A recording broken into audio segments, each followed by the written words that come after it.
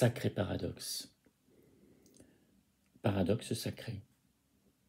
Je voudrais me taire et je vais t'abreuver de mots pour te dire ce qui compte, c'est le silence. Lao Tzu énonçait déjà fort puissamment: celui qui parle ne sait pas, celui qui sait ne parle pas. Ou Marie-Madeleine: les mots sont le dernier maillon de la chaîne qui nous unit à la lumière. La parole génère des malentendus sans fin. Les mots MOTS sont trop souvent des mots MAUX. Nous oublions allègrement que quoi que nous disions, ce n'est rien par rapport à la vie, rien par rapport au mouvement de la vérité. Un simple jeu de contraste sur fond de relativité, de l'écume sur la surface de l'eau. Ce qui est vrai, ce qui nous fait avancer en humanité, ce n'est pas la lettre, mais l'esprit. Pas le revêtement, mais le cœur palpitant au-dedans.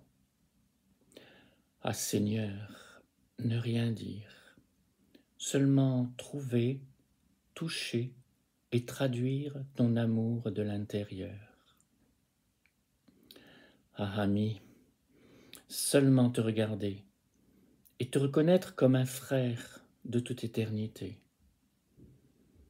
Puiser en mon sentiment le plus réel, le plus profond, le plus simple et premier. Et fonder notre relation sur la base magique d'une intention douce, pure, transparente, sautillante, scintillante, souriante. Nous n'entrerons pas en polémique. Personne n'a à suivre personne. Personne n'a à se sentir impressionné par personne.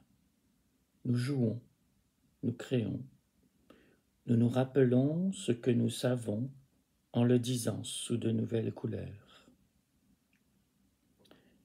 Dans un étonnement, dans un questionnement, dans un frémissement, je me tiens à ton écoute.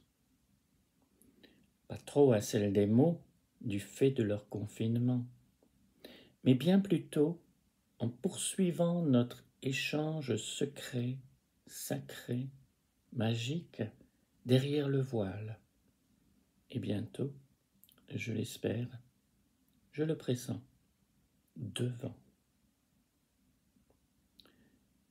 Le silence d'or, celui de l'Orient de nos regards, est tout sauf un silence qui dort.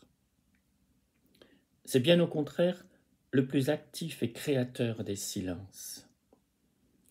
Il utilise alors éventuellement la parole comme symbole évocateur de l'immense vie et de l'insondable amour au-delà de lui. Le savoir est illimité. Nous allons le retrouver. L'information va arriver de partout. Elle est partout. Alors ce qui importe, ce n'est pas de donner des informations, c'est de nous préparer à les recevoir.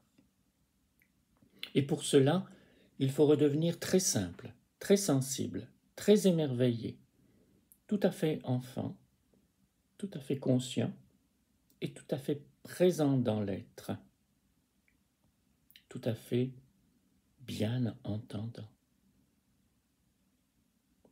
Il nous faut prendre position dans l'ouverture, la douceur et l'humilité de cœur. C'est un art.